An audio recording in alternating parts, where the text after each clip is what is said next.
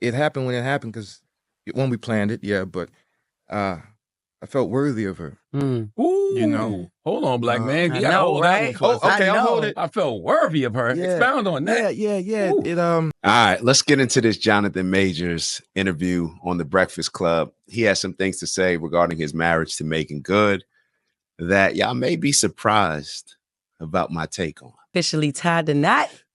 Yeah. How does it feel that you good. you finally locked down your Coretta? I love it.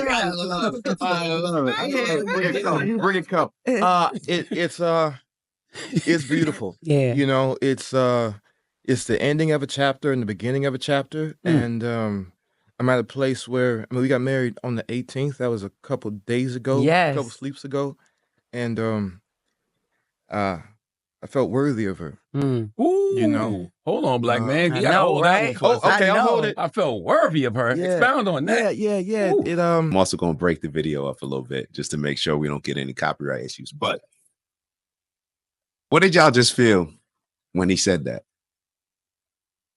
Because I know why Charlemagne interjected, because it's like, hold up. Normally you don't hear something like that where it's like, yeah, I feel worthy of her.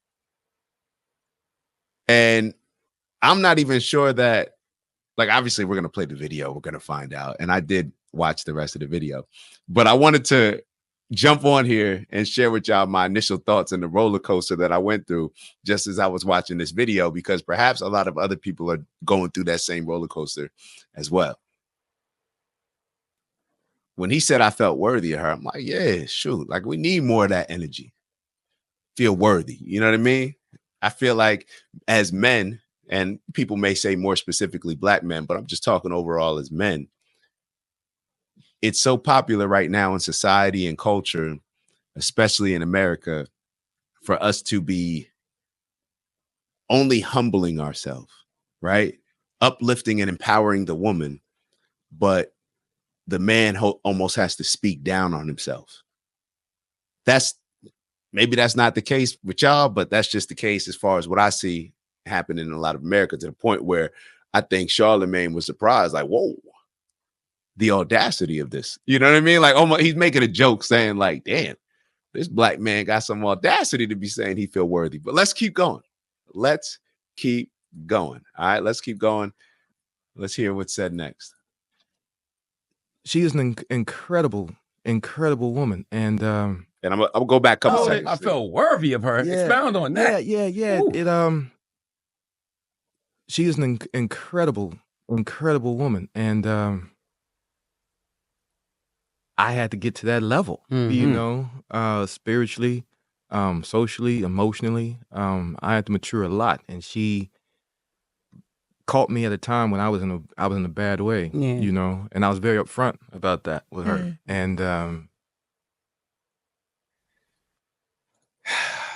so it went a different direction than I was initially anticipating. And I shouldn't say that I was anticipating. I was just a little shocked and surprised. Like, damn, he said that. And I'm gonna take y'all through the emotions. And a lot of this is, you know, I always call out people for getting emotionally triggered, and it happens to all of us. So I'm gonna be open with y'all. I'm gonna be vulnerable with y'all and tell y'all exactly what I was thinking when he just said what he just said. I'm like, damn, here he go again. Here go another brother acting like they gotta put in the work to get up to the level of a woman, when you got these super successful brothers. I'm not saying that this is right. I'm taking y'all through the journey that I was traveling through my mind. And it's like, here we go. He feels that he had to improve upon all these different things. Like, is she worthy? Did she put in the work, or did she just, when you came into the situation, she was just perfect? She caught you when you were down and out going through your situation. I shouldn't say down and out, but when you were going through some legal trouble, a legal battle. I shouldn't say legal trouble, but a legal battle, dealing with the situation with your ex. And in my mind, I'm like, man, she done caught this brother when he was in a vulnerable situation, convinced him that she's his savior and that now he needs to up his game mentally, physically, spiritually, all these different areas that he's discussing so he can feel worthy of her. And the question that's always in the back of my mind was, is this process also extended to her to where she needs to put in the work to feel worthy of him? Or did she just come to the table already just at a higher level than him? I don't know. I'm just taking y'all through the mental journey. All right. The mental journey. Like I said, you may be surprised with where I got to. And I think that a lot of us need to go through and be honest with ourselves about how we process different things, different information that we're taking in. We need to be open about what triggers us, open about why am I thinking this way? So let's keep going with the conversation. All right. Ew. Sorry to interrupt the video. We got a new challenge. 20,000 by the end of April. We fell short in March, but we're going to get our goal this month. Thank you all in advance for those that are going to continue to like, subscribe, maybe even leave some comments and let us know how we're doing. And on that note, let me let y'all get back to the video and I'll see y'all soon. Ew. She said, all right, got on the plane and came to New York City and sat with me on the couch and held me when it was all going down at the heaviest place. And the more I got to look at her, I was like, damn, I love this woman, and then when marriage became a thing, when it was like, oh, I'm gonna marry her, I said, wait, but marriage that ain't no joke. You know what I mean? And I had to really evaluate myself even deeper, if I was to wed this particular woman. And she just helped me grow so much, and I needed to be worthy of her. I needed to be worthy of her patience and her time, and that she wasn't wasting her time on me. So I couldn't waste my time on me. And so I had to get myself right.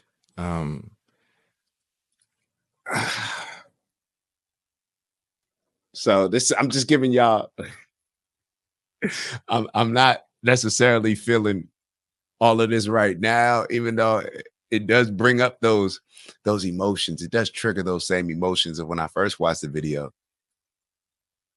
I just hope that this is mutual. That's what I was thinking. I'm just like, I just hope that this is mutual. I hope that this same energy and this same outlook and perspective is coming from her as well to make sure that she feels worthy. It's easy for somebody when they're down and going through a situation, feeling less than, insecure, for somebody to come in and then, build them up and then that person that was feeling vulnerable to feel as if they owe this person the world. Like, oh my God, this person just helped me go through a situation. I was at rock bottom. Like, I don't even feel worthy of this person. It's almost like, yo, is this brother getting manipulated? And I'll be totally honest. I've seen certain situations like this in real life. So maybe that's why it was bringing out certain emotions. But I'm telling y'all, these are the things that I was thinking. I'm not saying that they were right, but these are the things that I was thinking.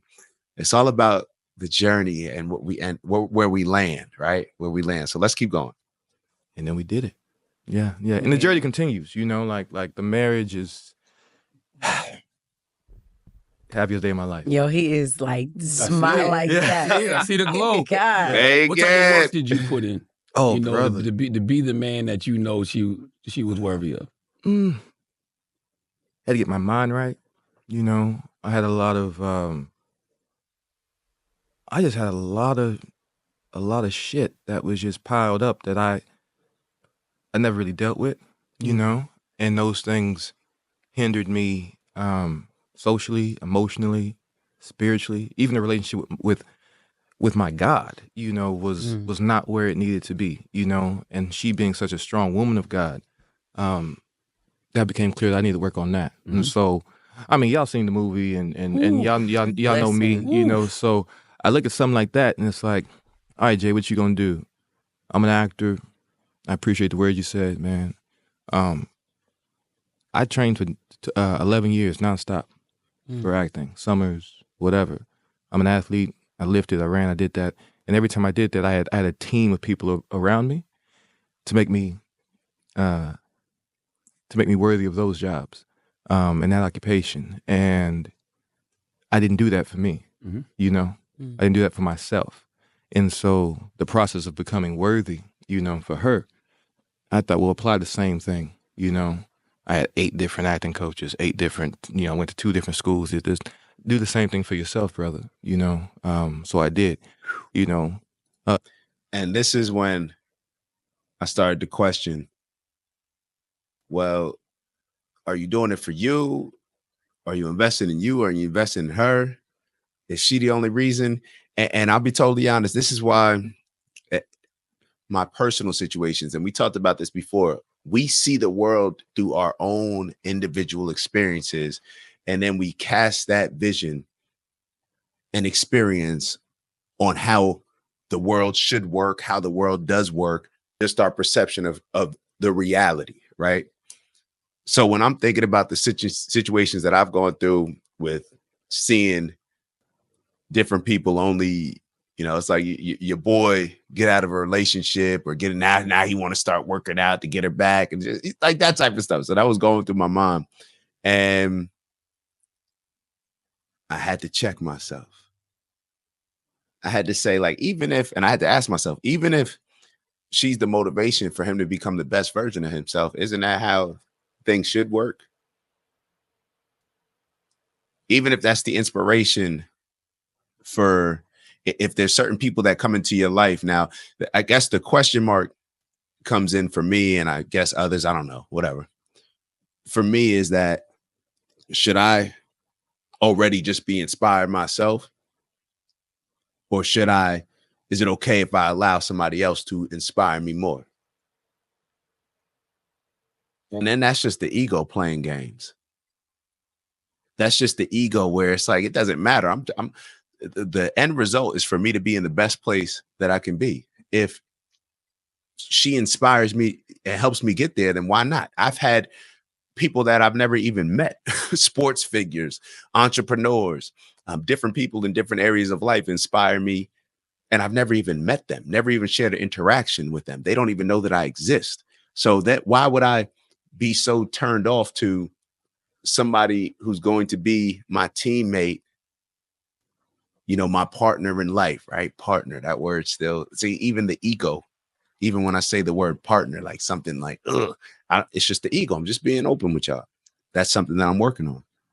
And it's like, why would I not be inspired by this amazing woman? Shoot, we're inspired growing up in high school to get girls. That's part of the reason why we want to be best player on the team, like it or not, why we want all the things that come with celebrity. A lot of those are inspired by women that we never even gonna take seriously. So why not be inspired by somebody who's willing to commit to me as I'm willing to commit to them? So this is the journey, right? The journey. So I started off more emotionally triggered in what I would categorize as in a negative way. And the journey continued. And just like his journey's continuing, I'm happy the brother's happy. I'm happy the brother's happy. And I'm feeding off that happiness, and I'm seeing the positive in it rather than dwelling on what could be or whatever on from a negative standpoint in his relationship. He's happy. The court helped me out with one of them. And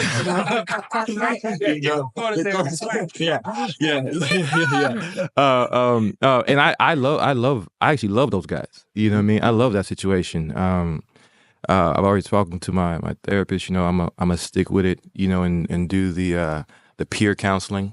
When all this is, I got, yeah. I'm on my last one. Oh, your last session, or like last one, I think. Nice. Yeah, we're getting close to the end. But yeah, I'm gonna stick with it because I'm seeing other people come in, and that's beautiful. So I'm gonna stick with that. My pastor, Darius Daniels at Change Church, incredible man.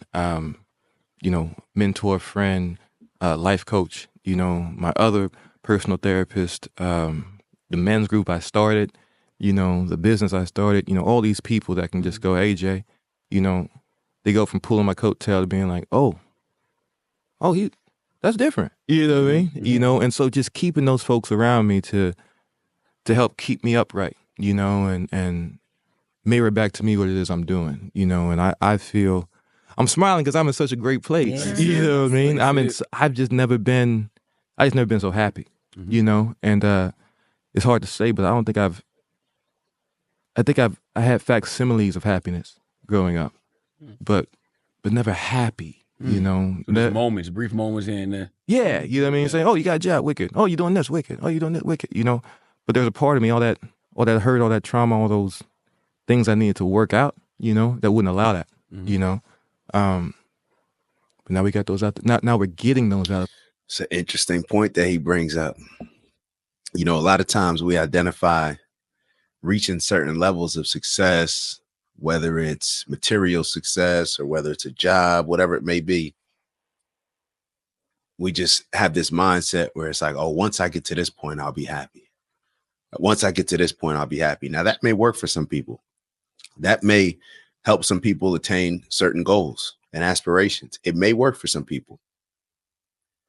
However, one thing that I have realized when I'm comparing it to like my sports journey, I always say that I never really enjoyed playing football. You know, it's like, here you are, you made it to your dream, you're playing, but you don't, I didn't enjoy it in the moment as much as I wish that I would have. And it's the same thing in life after football, where it's like, I'm not going to wait until I lift up the trophy to enjoy the actual best part of it, which is going through the actual season, going through the ups and downs, building, learning more about myself, being challenged, failing, taking different losses, turn them into lessons, using those lessons that I just learned to become even bigger and better and to accomplish even bigger goals. Those things, that's who's to say that we can't enjoy that actual process of it? We don't have to just attach our happiness to reaching certain levels of success. The success can also be attached with the journey of us going through it every day, us putting in the work. Let's be, you know, appreciative of those moments. And not to say that, I don't know if content's the right word, but let's enjoy it. Let's enjoy going through the ups and downs. You know, let's not just wait for that enjoyment that comes when we lift the trophy, because I'm not sure that it's going to give us the happiness that we're looking for. You know, let's go through the process. Let's shift our mindset. Let's work on the things so that we can become, I should say, we can enjoy the 99% of life as well as that 1% where we're lifting the trophy, and not just the 1%. Right? Let's put in the same work, but let's enjoy ourselves doing it. Let's be positive. So that's I'm hearing the brother. I'm hearing the brother. Y'all witnessing the growth right before y'all eyes. Out of the system, and a lot of them have been identified. And if you can't see it, you can't change it. And so some was thrown in my face, and some I went and found, you know, because I felt confident and I felt supported to do that. So that's the process. Happy for you, brother. Thank you, brother. Did you ever?